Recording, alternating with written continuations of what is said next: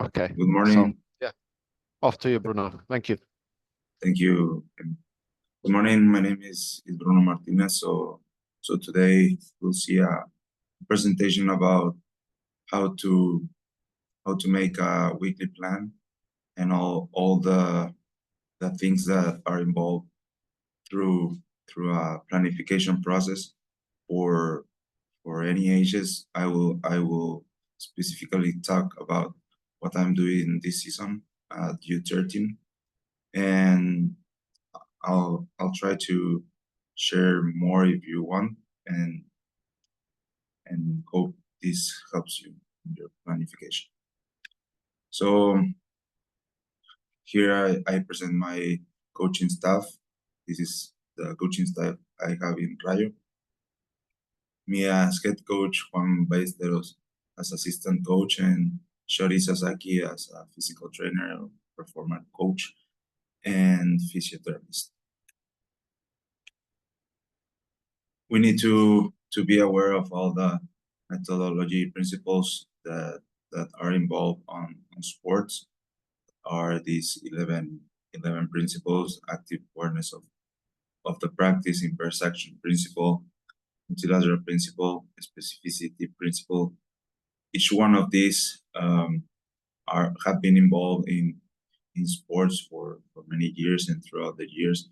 So we need to have them present, to have some practices and some months through the whole year, through the whole season, that are involved. So for example, specificity principle is the one that talks about we need to focus on each player's demand, not only on the group demand, because there are different needs about each player, and we need to give those attention and needs to each one.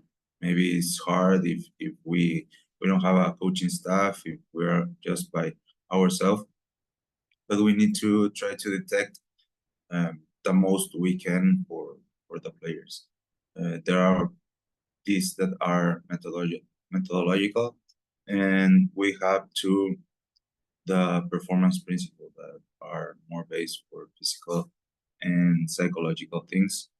We have the specificity, because each player has its own development, its own growth, and we need to be aware of how they are developing physically. If they need to start again, maybe more coordination, maybe when they grow, they lost some coordination with the ball, with their movement. So we need to be aware of all that and work each principle through the season, because it's a lot of planification, it's a lot of awareness from coaching staff, coaches, that we need to focus on. So I'll be just letting I won't be mentioning each one, because this is another thing that we won't see that much, or we won't focus that much, and we need to focus on about the weekly plan, the microcycle, and how we plan the game model to make that relationship. So now we come to all the skills on the technical and tactical principles. We need to have each of these skills very identified. Each one has to make the list of which ones they may think are involved on soccer. I have this one: so control, ability, dribble, foot contact, head contact, feint, and shooting. For individual technique, for collective technique, I have pass and combined actions. Then I consider too that defensive technique needs to be present, and on the defensive technique, I have clearance, tackle, and interception for this phase. We need to include the goalkeeper because we may not be expertise on that position, but we need to try to get involved too, so goalkeepers don't be just practicing as players individually. We need to try to give some advices at least about blocking, deflecting, rejection, clearance, and fit game that is now included on all the football through the world. The goalkeeper foot game is very important. Then we have all the tactical principles that are the ones that are the base of our planification, making the runs to attack. I forgot to put a T in there. The counter attack, incorporations from players to another lines, making and taking free spaces, permanent options, permanent passing lines is what I mean with that. Ball pass, timing with the game. When we have the ball, if we want to go faster, if we want to slow the game. So letting the players to come with the attack to play higher, or if we don't want to go higher and we're winning, maybe we can keep the ball a little more. So ball conservation, game rhythm, ball protection, rhythm change, because that's really important on the last third. Switching orientation of the game speed, game progression, offensive vigilances. This one are on possession, and this one are without possession on defensive principle. The man marking or the zone marking, dropping back, making coverage, making incorporations to another line, defensive swaps, permanent helps, vigilance, delay, tackle, ball protection, anticipation, interception, and pressing. So these are the ones that I always work through a season, and now we'll have more about the planification later. Right now we're just like seeing all the base that needs to be done before making a weekly plan. This is for all the season, and with that, with this base, now we can start planning our game model. Now we can see each week what we want to practice. And so one of the parts of making the weekly plan is having clear how to design an exercise. These are the 5 points that we need to be aware and decide which are the dimensions of the space we want to use for the exercise, how many number of players we need to use on the exercise, how many goals and what size of goals, how many times the player can touch the ball, so a ball contact, and the scenario that we want to practice. So for the dimensions, these are the what gives you having more space. The ball recovery difficulties, it's harder to recover, so decision time making extends as we have more spaces. In long spaces, we can practice long passes. We have easier ball possession, greater physical demand, less ball contact, and less 1v1% on the exercise. And the other side, if we have less spaces, less dimension, we have more opportunity to recover as defender team. We have less time to take decisions.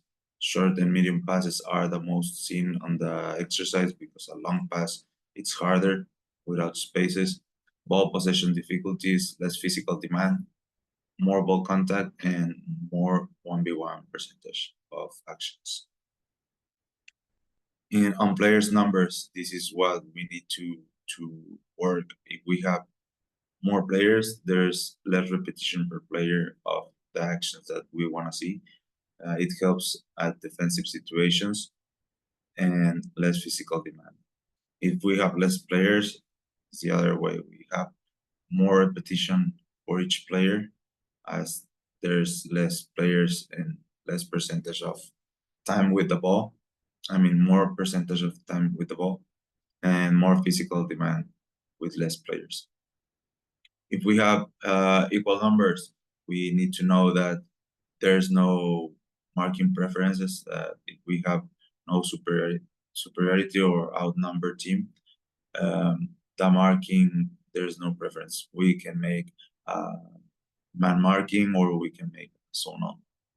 And with outnumber situation, it helps always the offensive team because it will have more players against less. We have more. It's more demanding for the defender team because there are less players, and now we have to pass for a zonal mix or zonal or mix. About the goals, we have to know how many goals. If we want just one mini goal, one big goal, two mini goals on the sides, or three mini goals, two on the sides and one in the middle, or maybe two big goals on each side. So having more goals makes the exercise more efficient on spaces. We use the spaces better. We can practice switching point of attack if we want to practice playing out from the back and trying to move the ball from one side to another. This is how, if we use more goals on the exercise, we can make it, and shifting for a defensive phase. If we have less goals, it makes it easier for defensive situation, and it's a real game situation if we have only a big goal. If the goals are bigger, we have more efficiency for scoring. We have more defensive demand to try to avoid that scoring. And if the size of the goals are smaller, we practice accuracy on finishing, maybe on passing. It facilitates defensive situations because now the goal are small. And the scenario, this I always included on the game we give to the kids at the last time of the practice. Having a scenario that is not against you, that it's in your favor. It gives game control for the team. It reduces the rhythm, and it may change the plan because if you're winning, maybe you are not trying to keep the starting plan that you made through the week. Maybe you want to be more slow. Maybe you want to manage a little the time. Maybe you want to create spaces, or you're not going that much to the attack. So that's why is the question: should we change the game plan, or should we keep it and try to risk as if we were tied or losing? And if we have the scenario against, it demands more pressing for the defending team to recover the ball, try to tie the game or to win it, and it needs more game rhythm. So it's a physical demand. You need to get the ball, try to recover the game, try to score to win. And the ball contact, it depends on how much you make the decisions. If you want more contact on the ball for each player, the player should practice that more ball control. It guides you more to dribbling if you have more touches, and it makes slower the ball positions. And less contact, it makes ball possessions faster, and it gives a high rhythm on offensive phase. This is a guide of the player characteristics I'm coaching this season. That is U13. Each coach should have knowledge of how's the player of that age. If it's senior, you need to know which characteristics have those players, and that's how you can guide yourself through talks with the players to try to understand how they think, to know the situation on their lives, on their game, everything that surrounds them. So at each stage, in difference on U11 or U10 or younger ages, it increases competitiveness. The age with big is an age with big emotional and physical changes. The social relationship start being really relevant for the players, and he's now a self-demanding, trying to show what he's worth, and his technical and game comprehension abilities increase. Now they're more aware of how soccer is played, what they need. Now they start making more team actions, not only individual, group actions too. So they start changing on difference of younger ages. And we need to know what the practice demands on these ages. So now they have more comprehension, and they can have real game situations with more teammates, with a group of aligned. We have a big relevance on game comprehension on this age for the methodology. The practice needs to have more complexity, so they say that, so they start making decisions on the game. We can use some scrimmage rules to provoke what we need to see on the team, and it's a great age for increasing motor skills. So how I told you before, this age they start growing physical. They need to practice a little more coordination. They need to restart again in some things that, because of their body is changing, their mind is changing. This is the learning process about what we need to share to the players. It's a process where we need to ask these questions to see what's happening on the team, what we know, what causes it. So all this identify situation, get the stats. What do we know about these stats? Is there a question? Okay. So what causes these stats? Because one thing is what we know. Okay, we are receiving goals on our left side. So we need to analyze what happened, what causes it. That's analyze the stats and what we can do to solve that. Which are the solutions that we need to do that help us the most.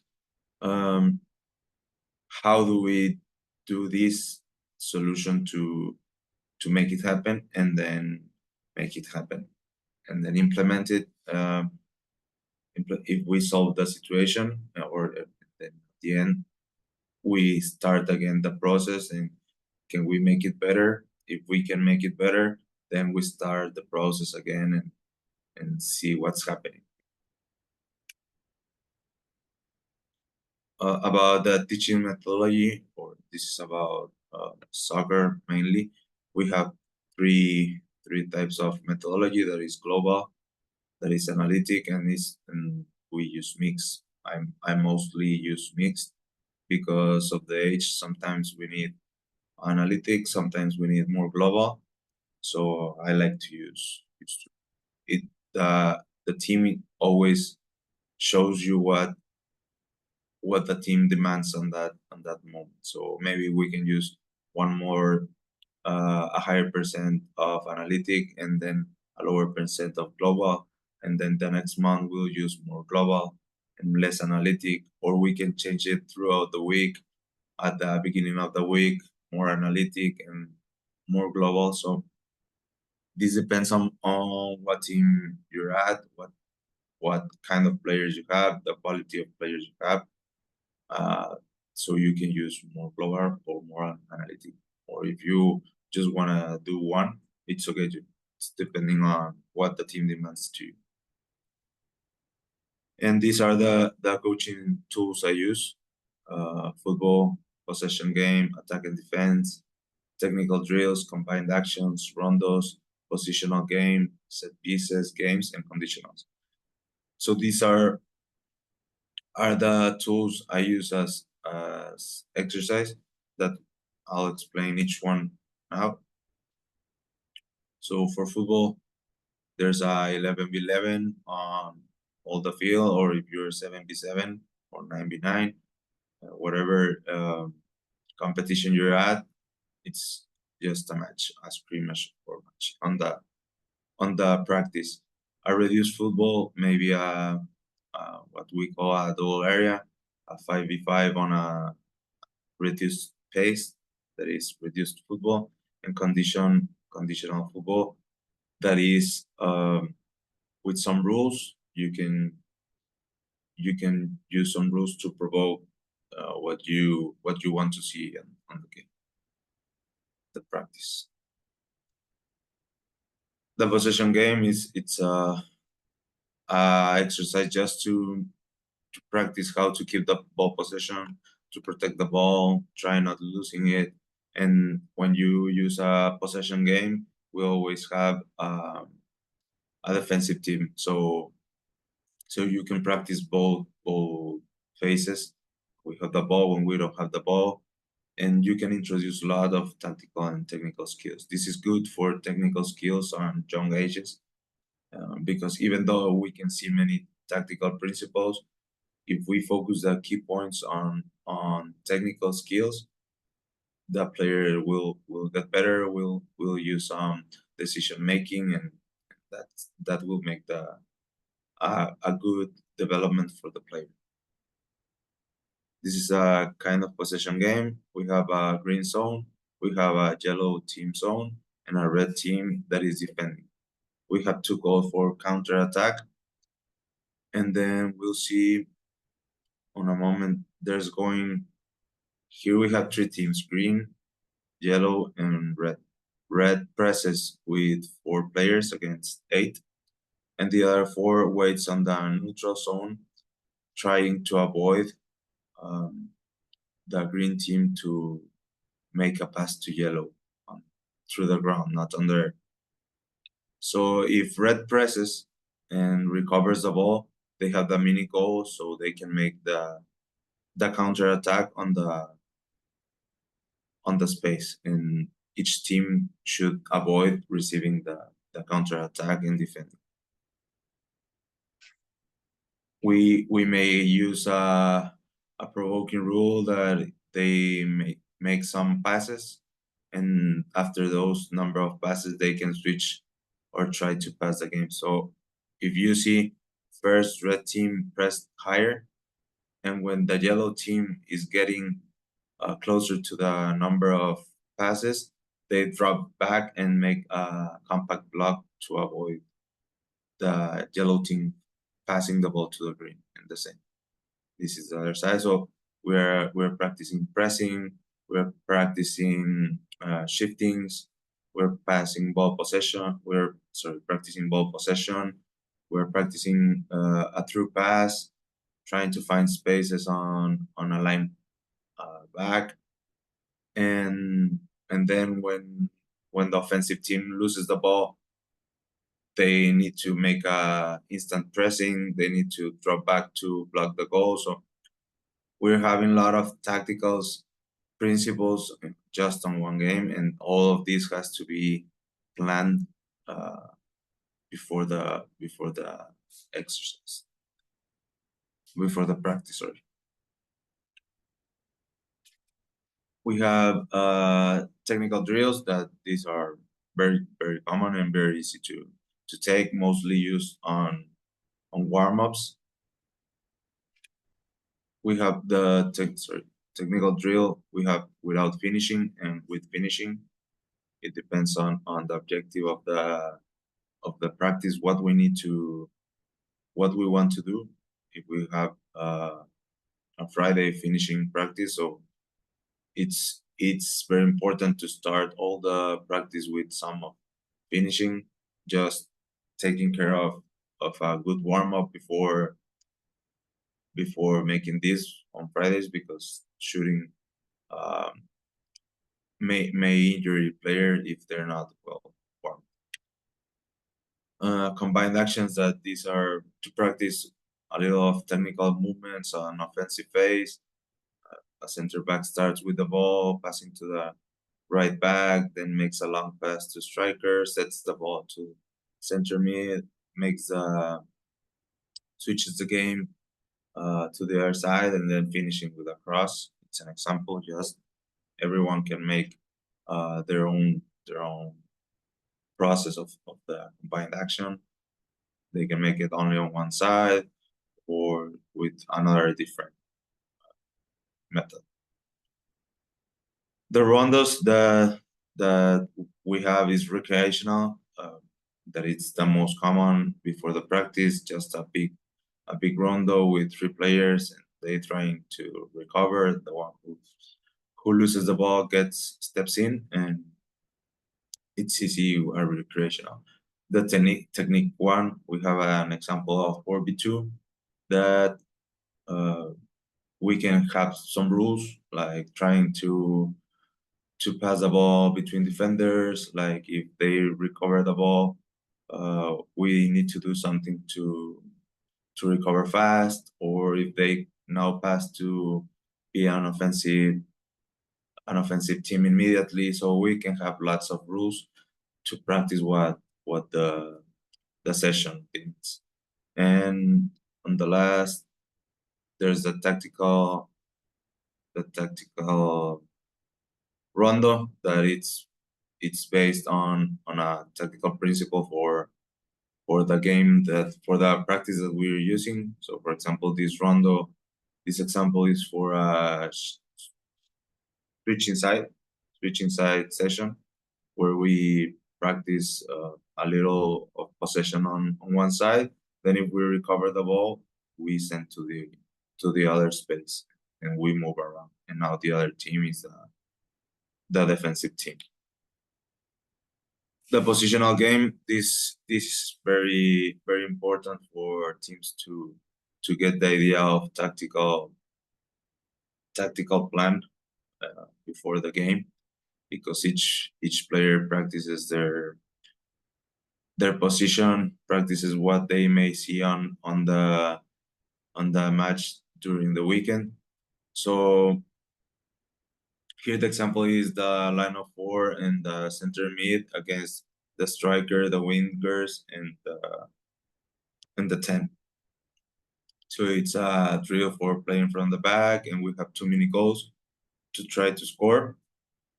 So that may be simulating a pass to our offensive midfielders. So we play from the back. If we score, it simulates that pass to break the pressing lines. The set pieces without opposition, if it's a very young age, or with opposition, if we already understood the things we need to do on our runs, on our marks. If we already understood that, we may practice with opposition. Mainly the best is practicing with opposition, because it is what will occur on the game. So I recommend this.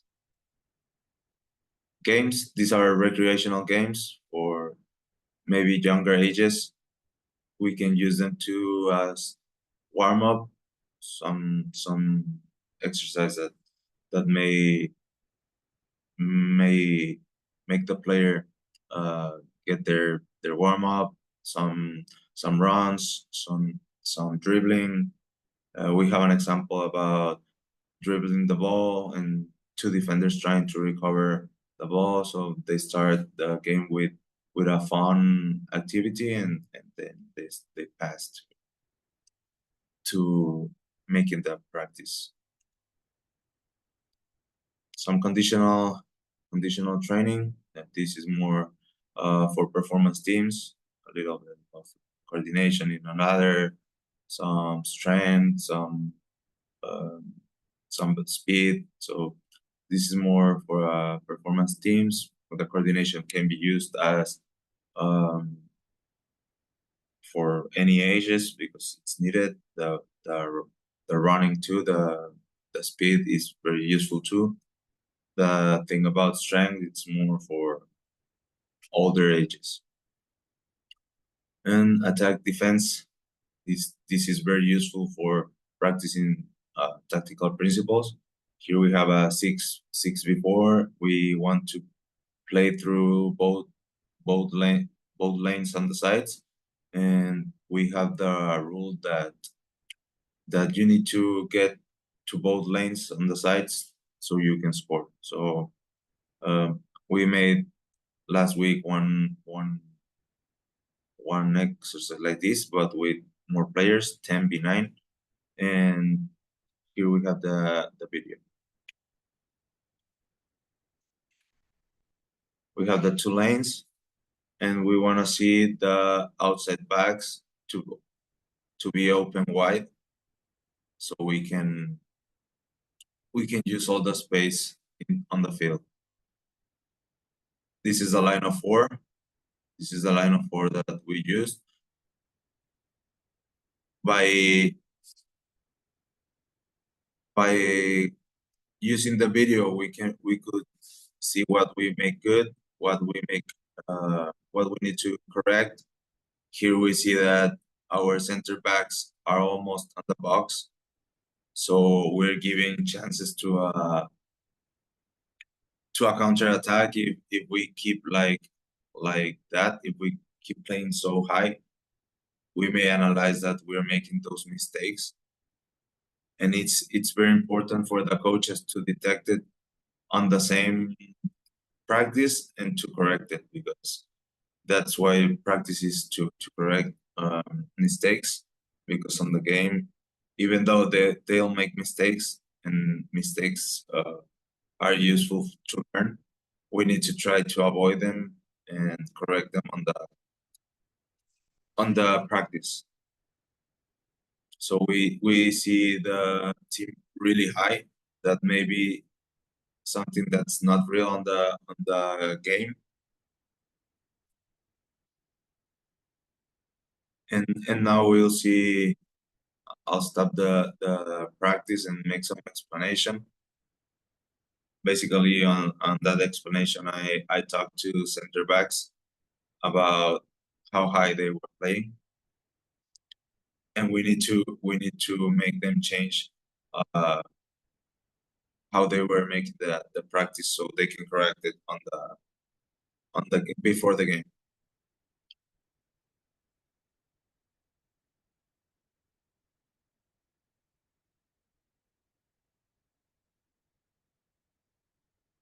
I'll take it further after the explanation.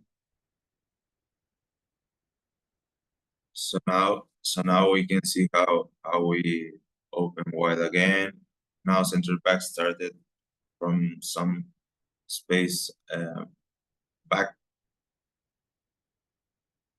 Now it was a more realistic game. They may use some runs to be options of pass, but they understood better that they didn't need to play so high.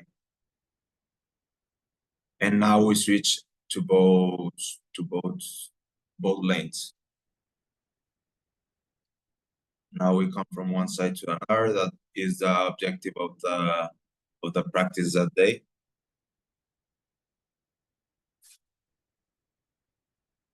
We get to one lane, and we're switching side in one moment.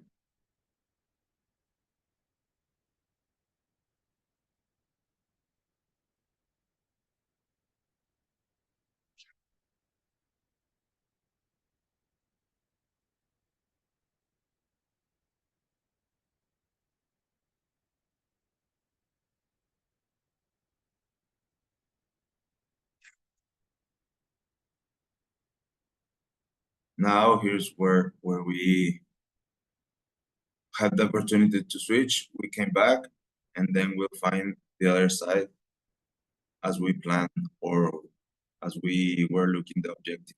Now we're playing with more spaces because we get some space backwards, and now we get onto the two sides.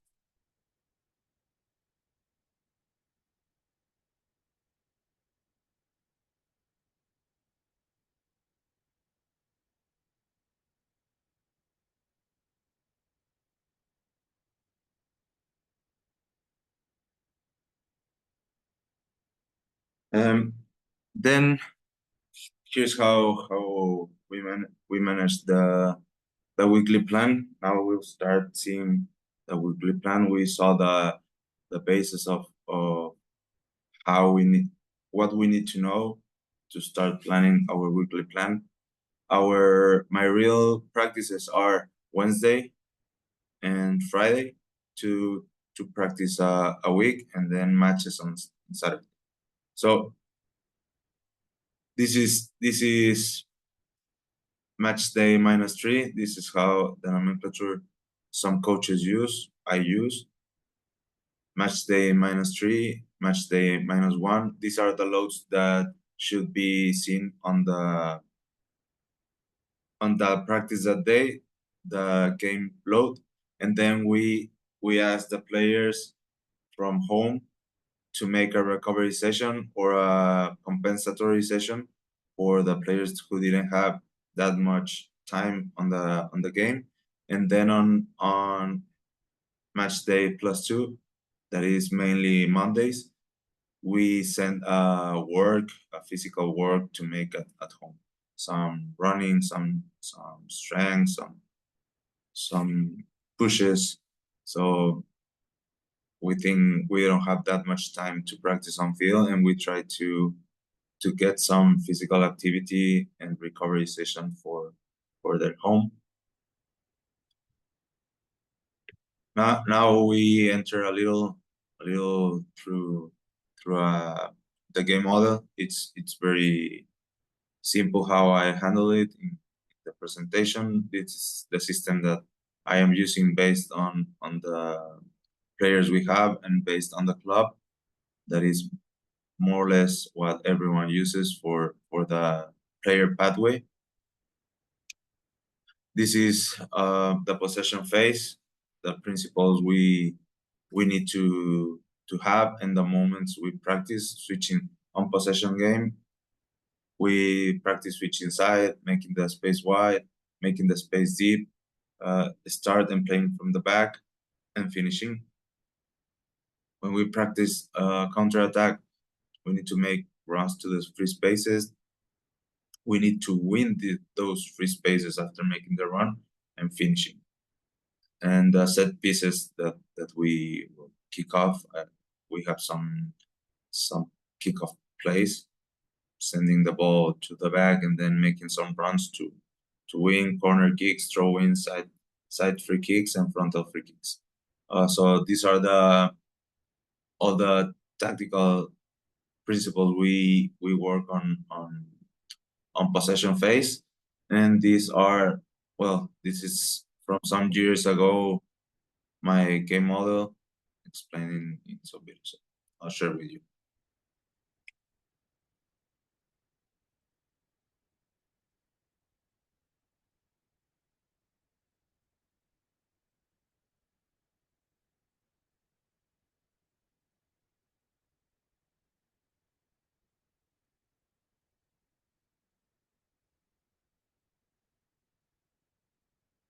Blue are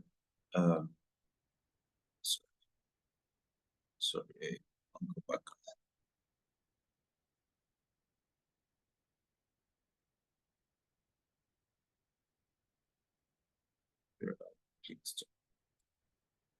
So blue, this is for positional play. Blue players are the players that need to open the spaces and play wide, and yellow players are players who are in the middle and are need to make the switching of the ball.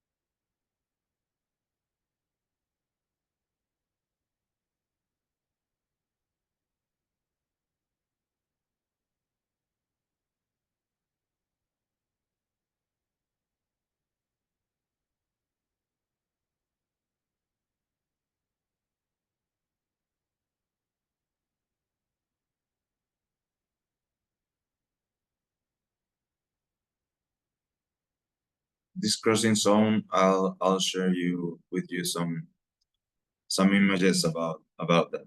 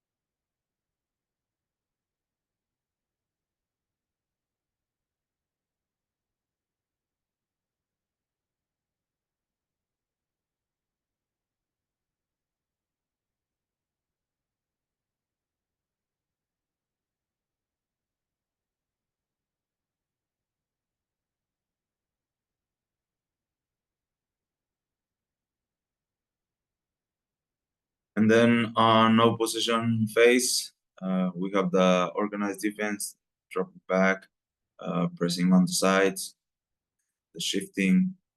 We have the press after loss, that is reduced space and time close to the ball, and the attack of the opponent team, that basically is if we need to make a foul or something, or cut the advance, we need to make it. And the set pieces that are the same: goal kick, corners, throw-ins, side free kick, and frontal free kick. And here's the no position phase video.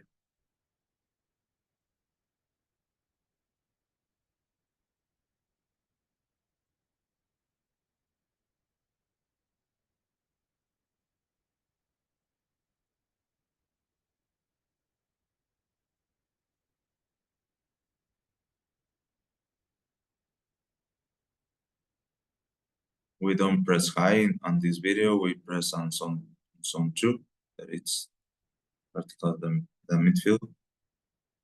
We see the mid block on the video.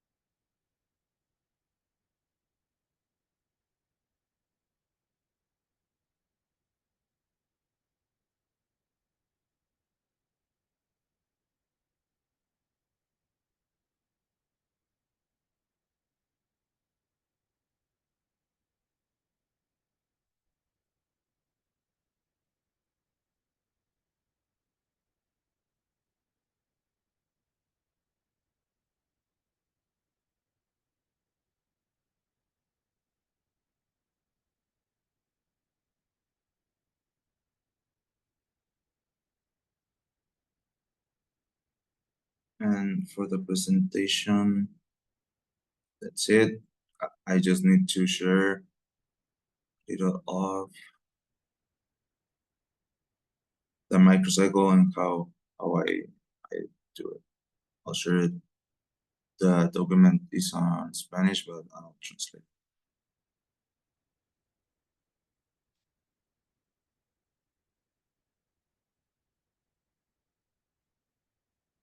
So here's the microcycle. Here's how we plan our week. How I told you earlier, the Monday is it's a conditional training. Wednesday it's our first practice, and Friday our last practice. Then Saturday we have the games, and on Sunday we send 3-minute stretching workout or compensatory workout. Then on the sessions, this is a little the nice thing. We have what type of what part of the practice we are, the warm up, the principal phase, or stretching. We have how much series of the exercise we have, what kind of exercise we're doing, football, attack, defense, possession game, technical skills. We have all these lists that we can select.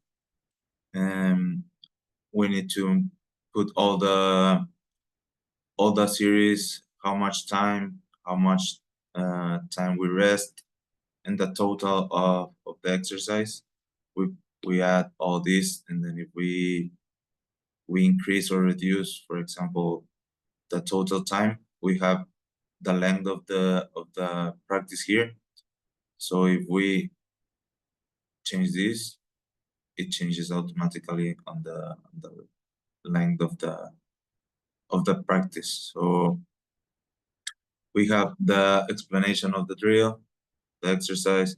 If we need to make some groups, we can design them since here. We can put the keeper, the center backs, whoever we want. And here we have some questions and key points. Here we have, for example, on this, the question is how do we incorporate to another line, or why it's useful. So we have already planned the questions and the answers we need to hear from the players, that we need to reach from the players, and some key points in here. And all this is based on the no possession or no possession phase, the tactical principle, the technical skills we want to see, and the load we want on the practice. And basically this is the practice we did on Friday, and this is the exercise I showed you earlier about attack and defense and playing from one side to the other. And that's it, Emil. I think it's what I needed to share for making this microcycle.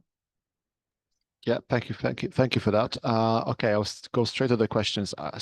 Yeah, unfortunately, Eric and Sharp just left the meeting in purple. Probably they've got the games. Yeah, interesting one. On the last one, when you've got this spreadsheet from Rayo, is this something that the club provided, or is provided by the federation? And you just trying to record this? This is something I created. This Excel I created. Okay, because it's really useful. I really like the stuff with the question and the possibility and the answers which you wants to hear from the players, just to make sure that you know exactly which question you wants to ask on each practices and what's the outcome. I really like that one. So you basically have 3 sessions a week, is that correct? It's 2 practice, then the game, and then we send.